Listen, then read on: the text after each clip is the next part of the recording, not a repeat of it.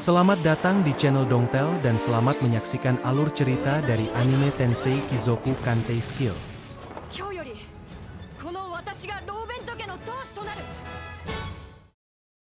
Setelah meninggal dunia akibat serangan jantung, seorang pemuda pekerja kantoran di Jepang itu malah bereinkarnasi ke dunia lain sebagai Ars Loufen.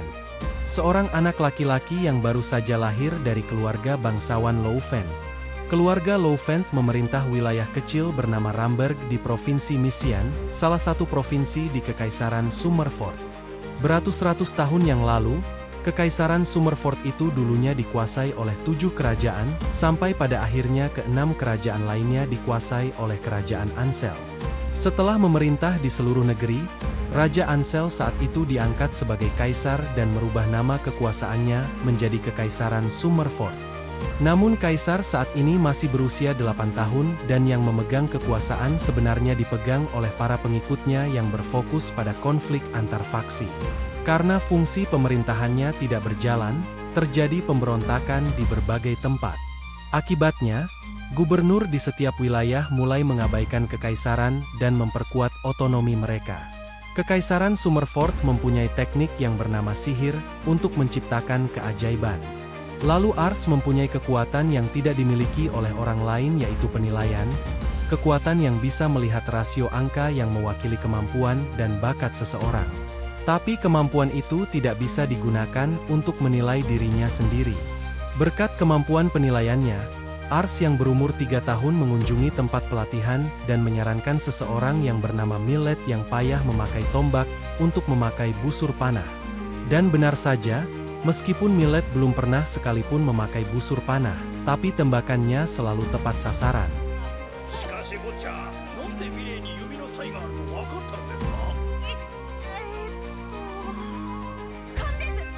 Lalu saat makan malam, ayahnya mengetahui kalau Ars menyadari bakat memanahnya Millet dan menyuruh Ars untuk mengasah kemampuannya itu, karena suatu saat nanti Ars akan menjadi pemimpin. Kekuatan untuk mengetahui bakat seseorang salah satu hal penting sebagai seorang pemimpin. Ayahnya Ars bernama Raven Loufen. Meskipun ayahnya berasal dari petani, ayahnya berhasil menjadi bangsawan dengan keberaniannya. Ars menyadari kalau masa depannya tidak akan cerah sebagai pemimpin, karena korupnya pemerintahan di Kekaisaran Summerford mengakibatkan pemberontakan para petani di berbagai wilayah. Segala cara dilakukan oleh para gubernur di setiap wilayah untuk memperkuat otonominya. Namun negeri ini tetap saja kacau. Jika terus berlanjut, kekaisaran akan runtuh dan akan memicu perang besar. Ars takut kalau dirinya tidak akan bisa melindungi rakyat yang tinggal di wilayah Ramberg. Ars lalu pergi keluar istana, berniat untuk mencari seseorang yang berbakat untuk membantunya di saat Ars menjadi pemimpin nanti.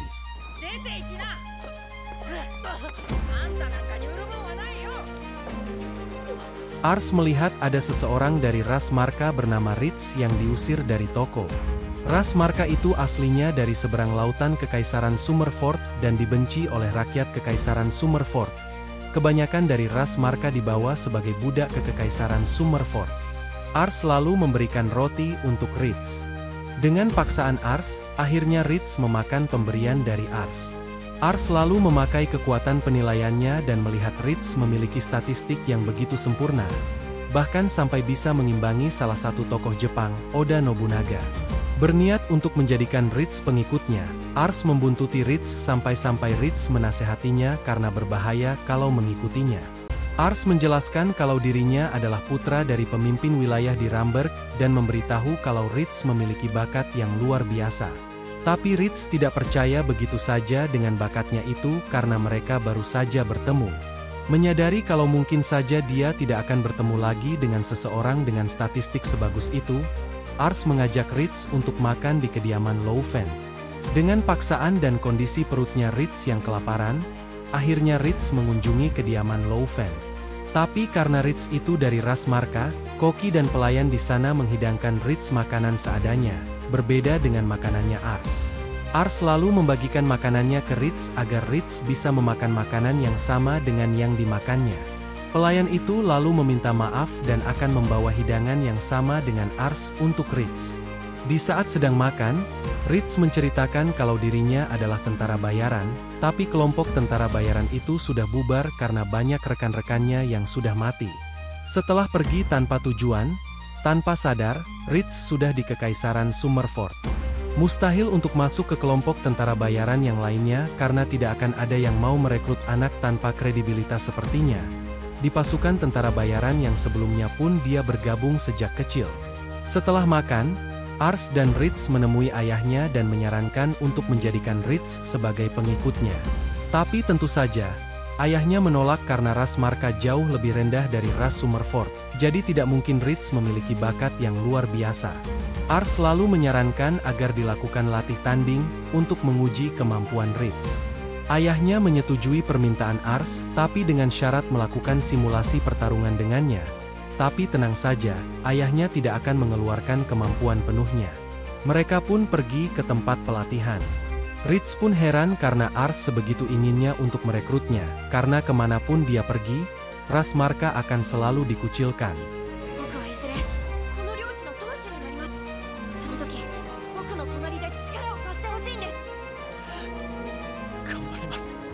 Kalau Ritz bisa mengenai ayahnya Ars sekali saja sebelum jam pasirnya turun ke bawah, itu akan menjadi kemenangannya.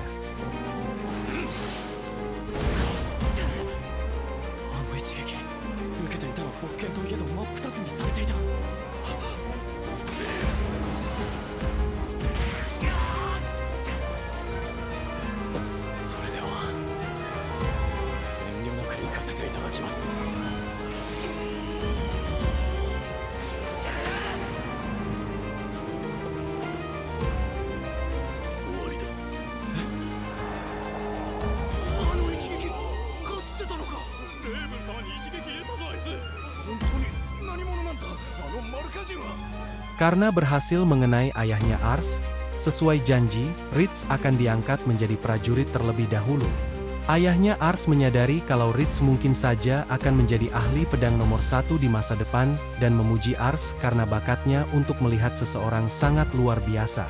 Ayahnya sempat khawatir akan masa depan Ars, tapi mungkin saja Ars bisa menjadi kaisar suatu hari nanti. Dan Ritz pun diterima oleh prajurit-prajurit di sana, dan mengagumi cara berpedangnya. Keesokan harinya, Ritz secara resmi bekerja di keluarga Loufend sebagai pelayan sekaligus prajurit.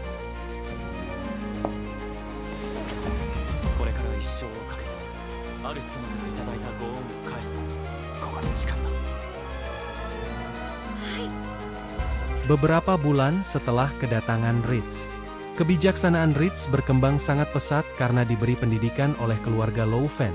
Sekarang dia yang paling berwawasan bahkan di antara keluarga Loufend sekalipun. Ritz memberitahu kalau jika terjadi perang besar, kemungkinan perang itu akan ada di provinsi Misian tempat Ramberg berada. Karena gubernur Misian saat ini, kondisinya semakin memburuk karena semakin tua, kemungkinan besar, beliau akan meninggal dalam beberapa tahun ke depan. Beliau mempunyai 2 anak putra, normalnya pewarisnya adalah putra pertama, tapi karena adiknya lebih unggul, beliau bimbang akan mewariskannya kepada siapa. Jika beliau meninggal sebelum memutuskan hal itu, sudah pasti perang akan terjadi. Maka dari itu, Ritz mengusulkan untuk mengumpulkan kekuatan lagi, dan Ars mengajak Ritz untuk mencari seseorang yang berbakat di kota. Di saat ingin pergi keluar, mereka bertemu dengan ayahnya Ars. Ayahnya menyuruh Ars untuk mencari seseorang yang ahli dalam hal sihir. Ars pun teringat kalau dia pernah mencoba menggunakan sihir, tapi karena tidak berbakat, ayahnya tidak pernah menyuruhnya untuk menggunakannya lagi. Di kota, Ars mencoba mencari seseorang yang berbakat, tapi sepertinya akan memakan waktu yang cukup lama. Di tengah pencarian, seseorang yang bernama Charlotte menabrak Ars dan mencuri uang yang dimiliki Ars. Dengan cepat Ritz mengejar Charlotte, sampai pada akhirnya Charlotte tidak bisa kabur kemana-mana karena dihadang oleh sekelompok preman, dan Ritz menghabisi semua preman itu. Setelah preman itu kabur, Ars memakai kekuatan penilaiannya untuk menilai Charlotte dan menyadari kalau statistik sihirnya sangat luar biasa. Ars langsung mengajak Charlotte untuk menjadi pengikutnya.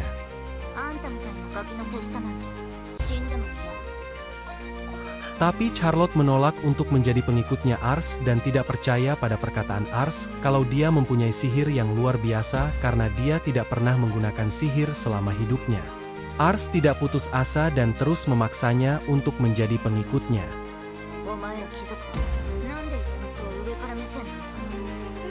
Setelah itu, Ritz meminta uang Ars yang dicuri olehnya kembali. Ars lalu menanyakan siapa preman yang menghadangnya tadi. Charlotte menjawab kalau mereka adalah bawahan dari pedagang budak.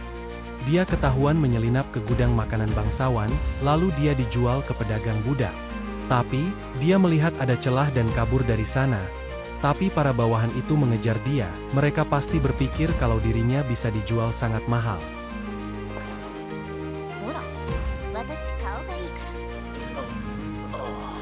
Lalu tiba-tiba ada anak-anak kecil menghampiri dan mengkhawatirkan Charlotte. Mereka semua bernasib sama seperti Charlotte, yatim piatu yang ditelantarkan di gang ini. Charlotte tidak bisa pergi sendiri meninggalkan mereka semua. Ars pun menyerah untuk merekrutnya dan memberikan uang yang dicuri oleh Charlotte sebelumnya kepada Charlotte. Charlotte pun pergi dari sana. Malamnya, di saat Ars sedang di balkon penginapan, ada anak-anak kecil yang berlari mengejar Charlotte yang diculik oleh bawahan pedagang budak. Dengan cepat Ars dan Ritz menyusul Charlotte dan menghajar semua bawahan pedagang budak itu. Ars penasaran kenapa tatapan mata Charlotte begitu kosong sejak pertama kali mereka bertemu. Itu semua karena statistik ambisinya yang hanya bernilai 1. Ambisi itu adalah harapan terpendam yang dimiliki oleh seseorang. Terkadang hal itu bisa mengkhianati, bahkan menjadi ancaman, namun itu juga bisa jadi harapan hidup untuk tidak menyerah. Bisa dibilang kalau Charlotte sudah menyerah pada masa depannya. Pedagang budak itu malah berkata kalau sudah sepantasnya jika budak sepertinya tidak mempunyai masa depan. Ars menyangkal hal itu dan berkata, kalau seharusnya mereka yang lebih tua lah yang seharusnya menjaga yang lebih muda. Charlotte tiba-tiba menangis mendengar perkataan Ars yang membelanya. Charlotte bahkan tidak ingat kapan terakhir kali dia menangis. Charlotte berpikir kalau menangis itu hanya untuk orang yang lemah saja. Lalu para bawahan pedagang budak itu langsung menyerang Ritz. Melihat para bawahannya sudah sekarat, pedagang budak itu memanggil mantan komandan infanteri tentara Kanare untuk melawan Ritz.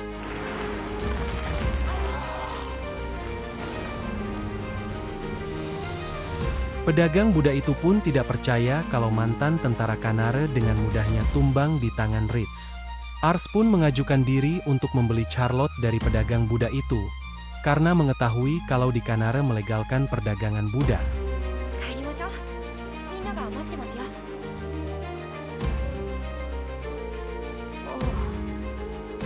Sebelum pulang ke Ramberg, Charlotte mengajak yang lainnya untuk pergi ke tempat favoritnya terlebih dahulu.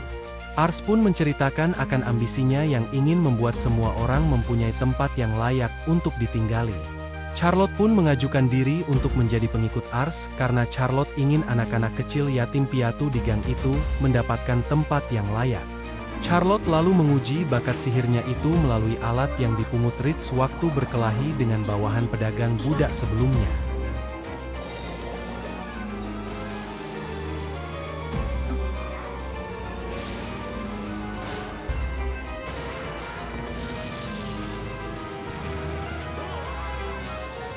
Saat sampai di kediaman Louvent, ayahnya menolak untuk merekrut Charlotte karena bahaya bagi perempuan untuk pergi berperang. Tapi di saat Charlotte memperlihatkan kekuatannya, ayahnya tiba-tiba menyetujui untuk merekrut Charlotte. Sudah 3 tahun berlalu sejak kedatangan Charlotte. Provinsi Kanare tengah menghadapi sengketa wilayah dengan Provinsi Seitz dan ayahnya Ars sudah berkali-kali dikirim untuk pertempuran itu karena Ramberg terletak di Provinsi Kanare. Tapi untungnya, para prajurit Louvent semangatnya masih membara berkat Charlotte yang muncul bagaikan komet dalam sekejap menjadi prajurit sihir terkuat yang ditakuti di medan perang, dan dia dijuluki Putri Api Louvent. Lalu Ars juga sekarang sudah mempunyai adik kembar. Ritz mengabari kalau ada keluarga pemburu yang pindah ke wilayah Ramberg. Mungkin saja keluarga itu mempunyai orang yang berbakat. Tanpa pikir panjang, Ars dan Ritz pergi menemui keluarga itu ditemani oleh Charlotte. Di perjalanan, saat sedang berdebat mengenai siapa yang akan melindungi Ars, tiba-tiba ada anak panah mendarat ke seekor hewan liar. Kedua pemuda yang menembakkan anak panah itu ternyata anak dari keluarga yang dibicarakan sebelumnya. Mereka pun langsung pergi ke rumah keluarga itu, berniat untuk merekrutnya untuk menjadi prajurit. Tentu saja kedua pemuda itu senang karena menjadi prajurit adalah cita-citanya sejak kecil. Ayahnya pun turut senang. Tapi tiba-tiba, adik dari kedua pemuda itu yang bernama Rosel terlihat mencuri makanan di meja tempat Ars dan yang lainnya berkumpul. Ars pun langsung memakai kekuatan penilaiannya kepada anak itu. Dan kaget ternyata nilai kebijaksanaannya sudah seperti tokoh legenda Jepang, Kuroda Kanbei. Dengan pelatihan yang tepat, bisa dipastikan dia akan menjadi sosok yang jenius. Tanpa pikir panjang, Ars langsung merekrut Rosel sebagai pengikutnya. Tapi ditolak oleh Rosel karena Rosel berpikir kalau ikut ke dalam medan pertempuran nyawanya akan melayang. Sejak 2 tahun yang lalu semenjak ibunya meninggal, Rosel selalu mengurung diri. Ars mengatakan kalau kemampuan Rosel bukan sebagai pemburu, melainkan sebagai ahli strategi. Lalu Ars masuk ke ruangan tempat Rosel berada dan mengajaknya untuk pergi ke perpustakaan di kediaman Louvent karena Rosel sepertinya senang membaca buku. Mereka pun pulang ke kediaman Louvent bersama ketiga bersaudara itu. Di sana, Rosel diperbolehkan membaca buku apa saja yang disukainya. Beberapa hari kemudian, atas saran dari Ritz, ketiga bersaudara itu membuat jebakan untuk hewan liar dan semua instruksinya mereka serahkan kepada Rosel. Dan jebakan itu berhasil membuat ayahnya Rosel terkesan sekaligus malu. Karena sebagai ayahnya, tidak menyadari bakat sejatinya Rosel dan menyuruh Rosel untuk pergi bersama kedua kakaknya ke kediaman Louvent esok hari. Tapi Rosel malah salah paham kalau ayahnya mengusirnya karena membencinya. Karena Rosel berpikir kalau ibunya meninggal karena melahirkannya. Tapi di malam hari, Rosel tidak sengaja menguping pembicaraan ayahnya dengan kedua kakaknya. Ayahnya berkata kalau dia selalu fokus pada ketidakmampuan Rosel sehingga membuatnya terluka dan tidak bisa menyadari potensi anaknya sendiri. Itu adalah kegagalannya sebagai seorang ayah. Jadi mulai sekarang, ayahnya ingin Rosel bisa hidup di tempat yang membuat bakatnya bersinar. Tapi melihat Rosel yang sifatnya baik hati seperti ibunya, dia pasti akan terus mengkhawatirkan ayahnya. Maka dari itu ayahnya bersikap seolah-olah tidak peduli kepada Rosel waktu Rosel berhasil membuat jebakan untuk hewan liar. Gatos, Marcus, damena ore no kawari ni Rosel wa sasate yatte kure. Omae tachi to onaji, ore no daisetsu na musuko nanda. Keesokan harinya, Ars dan Ritz menjemput ketiga bersaudara itu.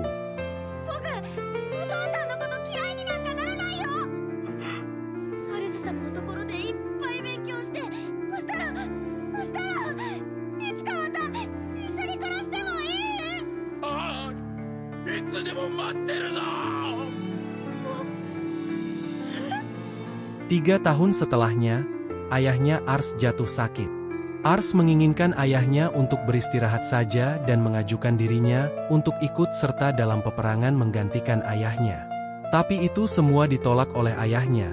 Mana mungkin ayahnya tidak ikut pada situasi genting seperti ini. Jadi, setahun yang lalu, Gubernur Misian jatuh sakit, Gubernur meninggalkan surat wasiat yang menunjuk Basamark sebagai pewarisnya. Namun kakaknya Kran menuduh bahwa adiknya Basamark telah memalsukan surat wasiatnya. Kran yang dianggap tidak kompeten belakangan ini mengukir prestasi di medan perang, sehingga banyak yang mulai beranggapan kalau Kranlah yang seharusnya mewarisi tahta. Dengan adanya faksi pembela Kran dan faksi pembela Basamark, Provinsi Misian mengalami konflik dan terbelah menjadi dua. Mengetahui situasi itu, tetangga Provinsi Misian yaitu Provinsi Seitz datang untuk melancarkan serangannya. Ayahnya Ars berkata, daripada memikirkan hal ini, pikirkanlah saja tentang pertunangannya itu. Ars kaget karena baru pertama kali dia mendengar akan bertunangan dengan seseorang. Tidak lama kemudian, datang Lycia yang mengaku sebagai tunangannya Ars.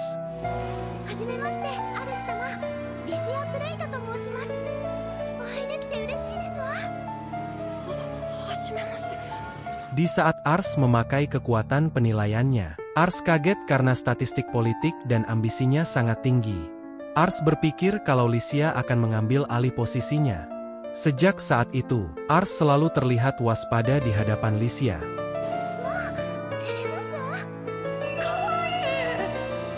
Lysia lalu mengenalkan dirinya kepada pelayan-pelayan yang ada di sana.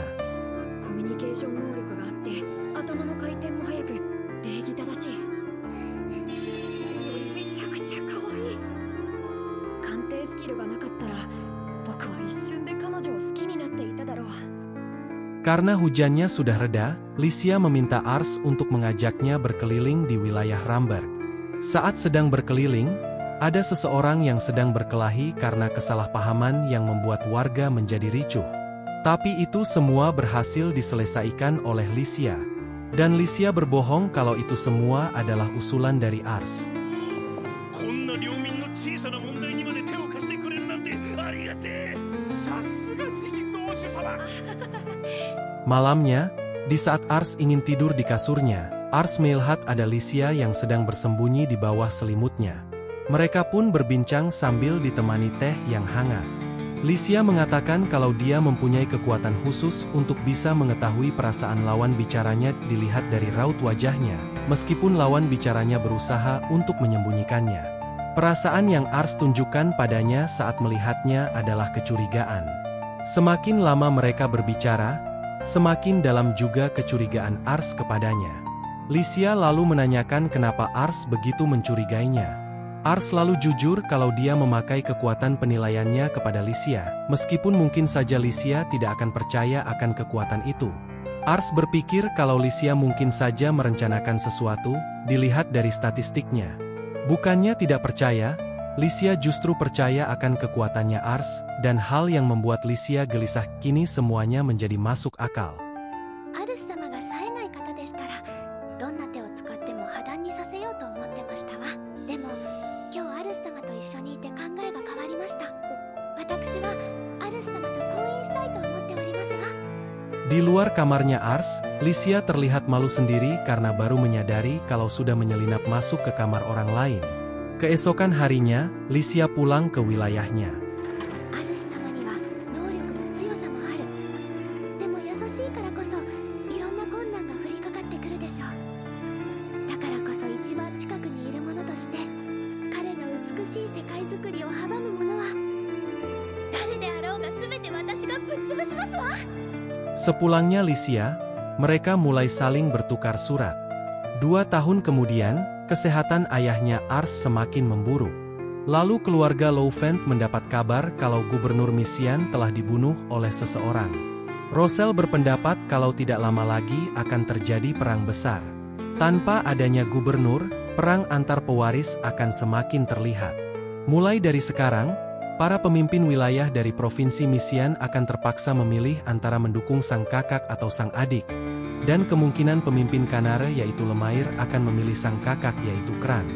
Yang artinya keluarga Louvent ikut mendukung Kran karena wilayah Ramberg berada di Kabupaten Kanare. Tidak lama kemudian, keluarga Louvent mendapat undangan untuk berkumpul di Istana Kanare. Tapi karena ayahnya Ars sedang sakit, Ars mengajukan diri untuk pergi ke sana menggantikan ayahnya.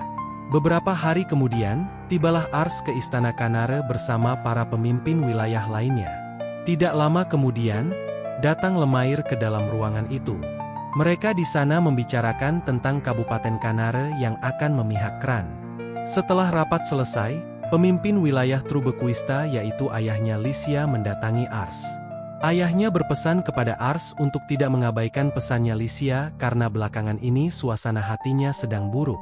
Ars lalu teringat kalau saat ingin membalas pesannya Lysia ayahnya Ars jatuh sakit dan ada berita kalau gubernur dibunuh.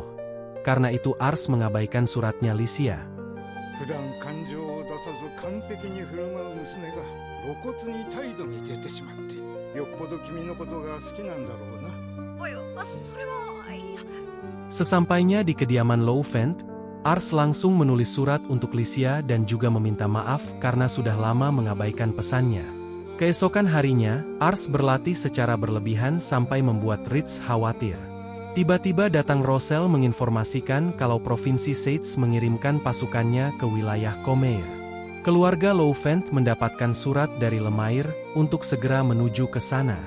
Wilayah Comeir adalah wilayah yang dipimpin oleh Kral yang waktu itu ikut serta ke dalam rapat di Istana Kanare. Kalau mempertimbangkan jarak dengan Provinsi Seitz, wilayah Ramberg pun termasuk di dalam radarnya. Karena kalau wilayah Komeir berhasil direbut, wilayah kecil seperti Ramberg akan langsung diserang oleh provinsi Seitz. Karena kondisi ayahnya Ars yang tidak memungkinkan untuk berperang, sudah saatnya Ars untuk pergi berperang. Setelah semua prajurit berkumpul, Ars menyemangati mereka semua. Tapi, belum selesai pidatonya Ars, ayahnya datang dan melarang Ars untuk ikut berperang. Ayahnya tidak bisa membiarkan Ars pergi ke dalam medan pertempuran karena wajah Ars belum berwajah seperti kesatria. Lalu ayahnya Ars menyuruh beberapa prajurit untuk membawakan penjahat kelas kakap dari penjara bawah tanah untuk dieksekusi di depan Ars.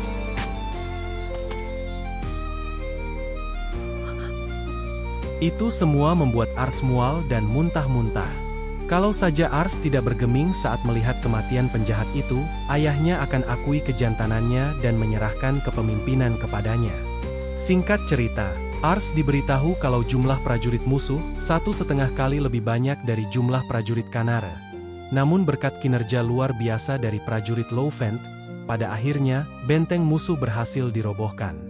Dan perang yang berlangsung lebih dari sebulan itu harus dibayar dengan semakin memburuknya kondisi kesehatan ayahnya Ars. Lalu datang Lycia ke kediaman Louvent yang sedang mengkhawatirkan Ars. Ars dan Lycia selalu bertukar surat. Ars selalu menulis pesannya dengan ramah dan menyampaikan perasaannya dengan jujur. Namun, semenjak peperangan itu, isi pesannya mengalami perubahan, seakan isi pesannya itu tidak memiliki perasaan seperti pesan-pesan sebelumnya. Ritz pun menjelaskan kepada Lycia apa yang terjadi tentang eksekusi penjahat kelas kakap itu, dan juga rasa bersalahnya karena memperburuk kondisi ayahnya. Lycia pun pergi ke tempat pelatihan tempat Ars berada. Namun, saat ingin menghampirinya, Lycia mengurungkan niatnya karena melihat Ars sedang bersungguh-sungguh berlatih dengan gigih. Di saat yang bersamaan, ada pelayan menginformasikan kalau ayahnya Ars sudah siuman. Ayahnya Ars ingin berbicara dengan mereka terlebih dahulu sebelum menginformasikannya kepada Ars. Ayahnya menyadari kalau hidupnya sudah tidak lama lagi dan memohon kepada mereka bertiga untuk menjaga dan mendukung Ars. Lalu giliran Lycia yang berbicara kepada ayahnya Ars. Ayahnya Ars berterima kasih kepada Lycia karena sudah dengan tulus menyayangi anaknya dan memohon untuk selalu di sisinya. Lalu meminta untuk dipanggilkan Ars ke hadapannya.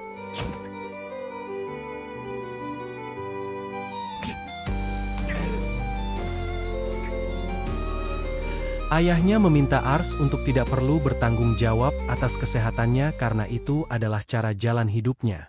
Dan mempercayai wilayah Ramberg kepada Ars.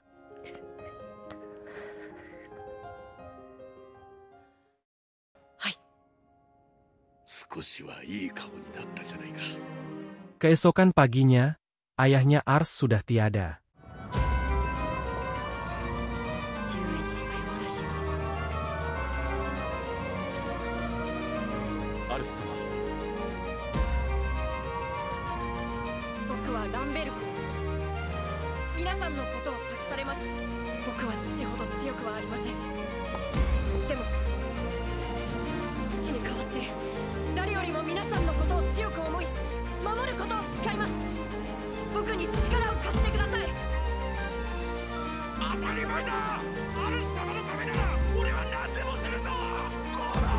Tiga bulan berlalu setelah kematian ayahnya Ars. Di Istana Kanare, mereka mendoakan ayahnya Ars sekaligus mengumumkan kalau Ars Louvent akan mengambil alih jabatan sebagai kepala kediaman Louvent. Di sana juga mereka membahas mengenai gencatan senjata antara Kran dan Basamar. Ibu kota provinsi Misian yaitu Arkantes saat ini ditempati oleh sang adik yaitu Basamar. Dia memiliki prajurit dan sumber daya dalam jumlah yang lebih besar daripada sang kakak yaitu Kran. Tapi Kran menguasai kota perdagangan Sempra yang memberikan pendukung Kran memiliki keunggulan ekonomi. Karena alasan ini, Kran berusaha mengamankan kabupaten tetangga, namun salah satu wilayah di barat yaitu Kabupaten Perena mengabaikan negosiasi itu. Kabupaten Perena itu wilayah kecil dengan jumlah prajurit yang sedikit, tapi rute terpendek yang bisa diambil untuk menyerang ibu kota Arkantes itu melalui Kabupaten Perena. Dengan kata lain, kalau Kabupaten Perena bukan berada dalam faksi Kran akan menyulitkan untuk membuat jalur pasokan yang efisien ke depannya, yang artinya meningkatkan kemungkinan faksi Kran kalah dalam peperangan.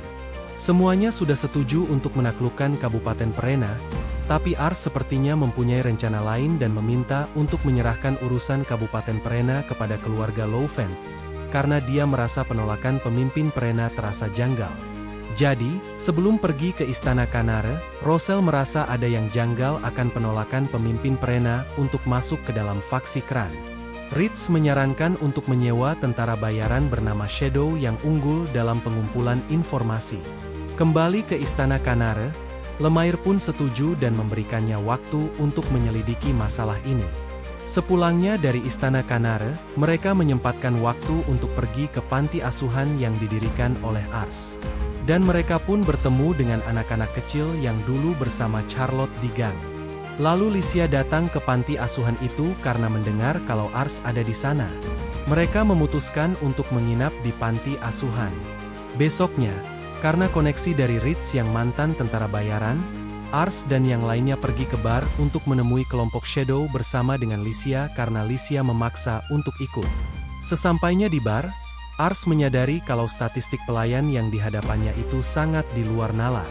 Merasa gelisah, Ars memutuskan untuk pergi ke toilet. Licia merasa kalau sikap Ars sangat aneh dan memutuskan untuk membuntutinya bersama Ritz. Benar saja, Ars disergap oleh pelayan tadi. Tapi, berkat Licia dan Ritz yang membuntutinya membuat pemimpin Shadow itu gagal untuk mengeksekusi Ars. Dengan terpojoknya pemimpin Shadow, mau tidak mau kelompok Shadow tidak akan bisa menolak permintaan Ars. Pemimpin Shadow itu menanyakan kepada Ars mengapa dia tahu kalau dirinya itu pemimpin Shadow. Ars menjawab kalau dia mempunyai kekuatan bernama penilaian. Ars pun memanggil nama asli pemimpin Shadow itu, yaitu Mazar. Setelah mendengar permintaan Ars, kelompok Shadow pun bersiap-siap untuk melakukan penyelidikan di Istana Perena. 5 hari setelahnya, Ars dan yang lainnya pergi untuk menemui kelompok Shadow untuk mendapatkan hasil dari penyelidikannya. Mazark memberikan kertas kontrak perjanjian yang berhasil dia curi dari Istana Perena. Di kontrak perjanjian itu dituliskan peserta-peserta kabupaten yang memihak pada Basamark termasuk Kabupaten Perena. Dan ada juga Kabupaten Masa. Kabupaten Masa terletak di sisi barat, sama seperti Kabupaten Perena. Kabupaten Masa memiliki jumlah penduduk yang besar dan salah satu militer terbesar di benua, setara dengan ibu kota provinsi Misian yaitu Arkantes. Kabupaten Masa akan menjadi sekutu yang kuat bagi pihak manapun yang didukungnya. Seharusnya Kabupaten Masa mendukung Kran, tapi anehnya, ada tanda tangan dan juga stempel Kabupaten Masa di kertas kontrak itu. Kalau kertas kontrak ini asli berarti Kabupaten Masa telah mengkhianati faksi Kran. Mereka pun bergegas untuk memberitahu Lemaire tentang pengkhianatan Kabupaten Masa. Sesampainya di sana, pengikut Lemaire yaitu Menas menyadari ada yang janggal dengan tanda tangan dan juga stempel dari Kabupaten Masa. Menas menyimpulkan kalau tanda tangan dan stempel dari Kabupaten Masa pada kertas kontrak itu kemungkinan palsu dan pemimpin Perena tertipu kalau Kabupaten Masa mengkhianati Kran dan akhirnya memihak kepada Basamark. Batu sihir yang sangat berharga dalam provinsi Misian hanya ditemukan di 3 lokasi, salah satunya di Kabupaten Perena. Itulah yang pihak musuh incar sejak awal. Saat batu sihir itu disempurnakan, memungkinkan penggunaan sihir kuat dan dapat digunakan untuk membuat senjata yang lebih kuat lagi. Rosel memikirkan rencana lain selain menyerang Kabupaten Perena, yaitu dengan cara memberitahu yang sebenarnya, kalau Kabupaten Masa tidak mengkhianati Kran. Beberapa hari kemudian, Ars dan pemimpin Masa pergi ke Istana Perena ditemani oleh Ritz. Pemimpin Masa menjelaskan kalau dirinya tidak pernah sekalipun menandatangani kontrak dengan Basamark. Tapi untungnya, berkat Ars, Kabupaten Perena pun kembali mendukung Kran. Pemimpin Perena pun berterima kasih atas belas kasihnya. Beberapa hari setelahnya, Ars dan yang lainnya mengunjungi makam ayahnya yang disusul oleh Lemaire. Lemaire memberitahu kalau Kran ingin berbicara secara langsung kepada Ars dan mengundang Ars ke acaranya. Sesampainya di sana, Kran menyambut para tamu undangan dan mendeklarasikan akan mengalahkan adiknya yaitu Basamark dan menyatukan provinsi Misian dengan cara mendirikan kerajaan Misian. Namun membentuk kerajaan tidak semudah yang dibayangkan. Tapi, di ruangan ini penuh dengan orang-orang berbakat, salah satunya yaitu Ars. Kran lalu memuji Ars atas keberhasilannya dalam kasus Kabupaten Perena tempo hari. Di sisi lain di ibu kota Arkantes, Basamark dan yang lainnya sedang membicarakan tentang rencana mereka yang gagal di Kabupaten Perena. Tapi, meskipun rencana mereka gagal untuk mengadu domba faksi Kran, mereka sudah sangat banyak mendapatkan batu sihir dari Kabupaten Perena. Kembali ke Ars, Ars menanyakan cara yang efisien untuk mencari seseorang yang berbakat kepada Ritz. Ritz menyarankan untuk menyerahkan pencariannya kepada kelompok Shadow. Tanpa pikir panjang, Ars dan Ritz langsung menemui Mazar. Setelah Ars pergi dari bar, datang seseorang bernama Mireille yang sedang mencari pekerjaan. Mazar pun menyadari kalau Mireille bukan orang sembarangan dan berniat untuk merekomendasikannya kepada Ars. Setelah seharian membantu pekerjaan di bar, Mireille dan Mazar pergi ke kediaman Loufen. Tapi sebelum pergi ke sana, Mireille menceritakan sedikit tentang masa lalunya. Sebelum dia pergi mengembara, dia mantan penasihat hukum gubernur yang sudah meninggal itu bersama adiknya. Tapi sekarang adiknya malah menjadi tangan kanannya Basamark. Di kediaman Loufen, Mazar memberikan pilihan untuk merekrut Mireille atau tidak. Karena Mireille itu kakak dari tangan kanannya Basamark, bukan tidak mungkin kalau mungkin saja Mireille itu mata-mata dari faksi Basamark. Tapi Ars tidak ingin melewatkan seseorang dengan statistik seperti monster itu. Akhirnya Ars pun memutuskan untuk merekrut Mireille. Tapi belum lama bekerja di kediaman Loufen, Mireille seringkali mengabaikan tugasnya. Dan juga ada banyak keluhan dari ruangan pelatihan kalau Mireille kerjanya hanya mabuk-mabukan saja, dan tidak mau memberikan instruksi. Rosel pun mengeluh kalau cara pelatihan Mireille itu sangat aneh. Karena ahli strategi seperti Rosel malah disuruh berlari di taman. Dengan keluhan semua orang yang ada di sana membuat posisi Mireille semakin tersudut. Mireille pun menyarankan untuk latih tanding dengannya. Mereka yang dendam dengan Mireille pun setuju akan usulannya Mireille. Tibalah hari latih tandingnya, dan Licia pun datang untuk menonton pertandingan itu. Sesuai prediksi, tidak ada yang mau setim dengan Mireille. Maka dari itu, tim Mireille hanya beranggotakan prajurit pemula saja ditambah Ars. Sebelum dimulai, Ars menyuruh tim penyihir termasuk Charlotte untuk tidak memakai sihir api atau sihir yang membahayakan. Dan sebagai gantinya, Ars memberikan botol sihir. Pertandingan berjalan sesuai dengan rencananya Mireille. Mulai dari membelah dua tim lawan dengan cara mengirimkan mata-mata. Dan akhirnya tim Mireille mengepung setengah prajurit dari tim Ritz. Dan juga menyudutkan ahli strategi lawan yaitu Rosel untuk berlari terus-menerus yang membuat Rosel sadar kalau Mireille menyuruhnya untuk berlari untuk meningkatkan staminanya. Dan akhirnya tim Mireille lah yang menang meskipun beranggotakan prajurit pemula. Dengan begitu, Mireille pun diakui kehebatannya oleh semua orang di kediaman Loufen. Mireille juga memberitahu Ars jika cita-citanya yang ingin membangun wilayah di mana anak-anak bisa hidup bahagia ingin tercapai. Sebaiknya Ars menjadi raja di negeri ini.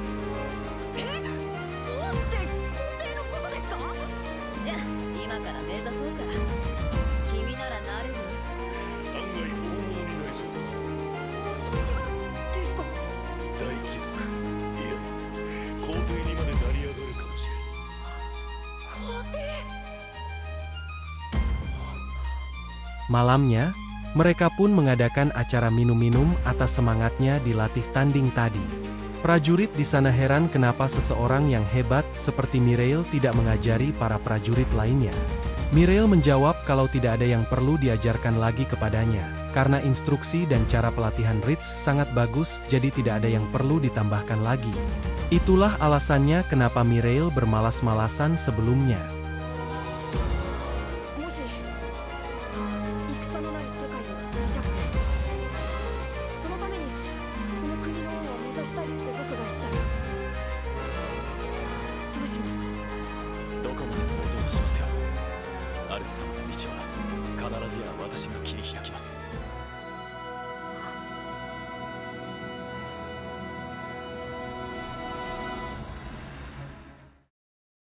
Selesai juga cerita dari anime Tensei Kizoku Kantei Skill. Like dan subscribe jika kalian suka dengan videonya. Jika ada kritik dan saran, silakan tulis saja di kolom komentar. Terima kasih sudah menonton sampai akhir. Kalau begitu, sampai jumpa di video dongtel yang lainnya.